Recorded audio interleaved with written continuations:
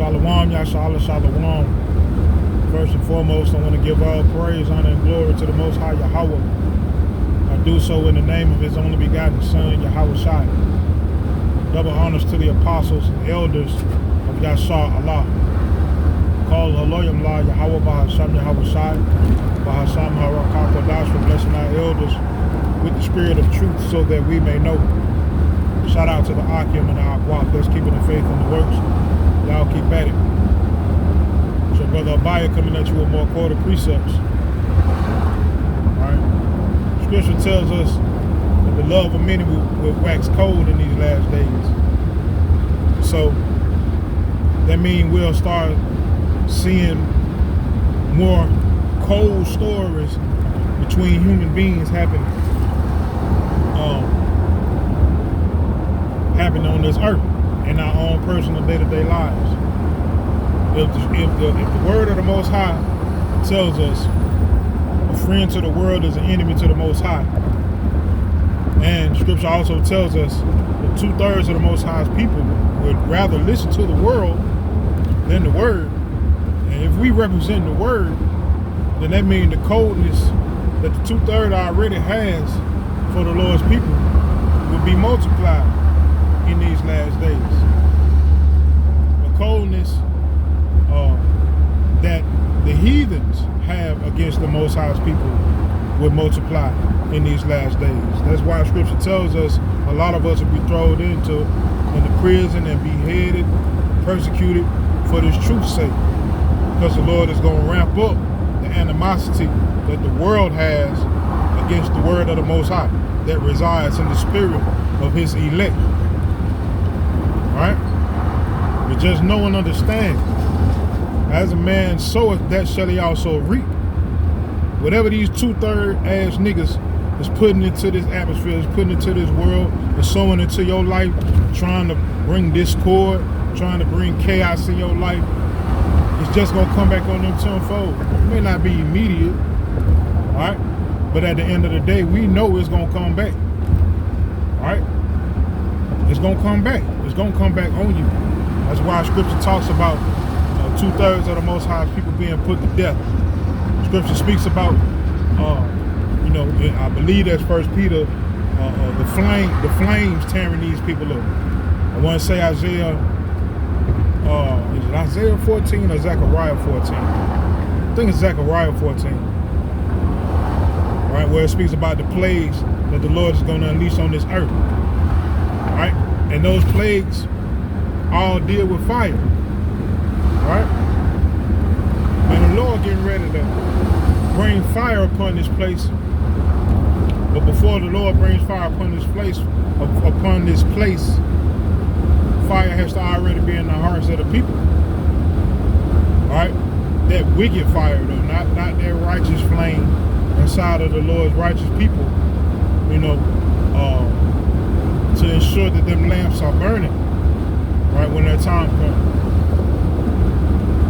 Right? So, real quick message. It's gonna get bad out here on this earth. It's gonna get bad out here between one amongst another. It's gonna get bad. Right? It's gonna get bad with your neighbors, and we understand what a neighbor is according to the scriptures. I want to say that's Leviticus 19. I want to say where it says your neighbor are those of your own people. It's those of your own stock. Scripture tells us it will be neighbor against neighbor.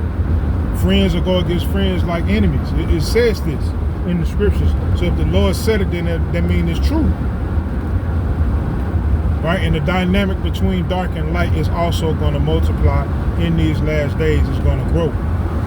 But those of us that are faithful, faithfully waiting on the Lord, faithfully believing in His word, right? Faithfully working toward that belief, because they go hand in hand.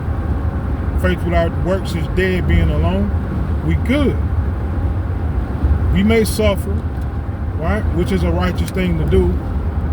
Like it says in the book of Sirach chapter 2. That means we fully committed to serving the Lord. So we have to suffer. Right? So it's all good for us and our sufferings dealing with these different individuals. But as far as you 2/3 niggas, all right, and I'm saying this for a reason, bro. It's people in this world, man, that they hate you just because you're you. You ain't did nothing to these people. Didn't even have a full conversation with these people. These people may be at your job. These people may be wherever it is you are. These people exist. But for them to have enough impact on your life, for you to actually feel these individuals doing something against you, that means it has to be someplace constant, where you're constantly at, whether it be at the house, or whether it be, like I said, at your job, wherever. But these individuals that's sowing out this negative, man, you have to get that back. There's a lot of wicked ass niggas in this world, man. I'm talking about do evil just because. That do evil just because you're not one of them. Right? Scripture tells us, if at all possible, live peaceably among all men. So we're not friends of this world.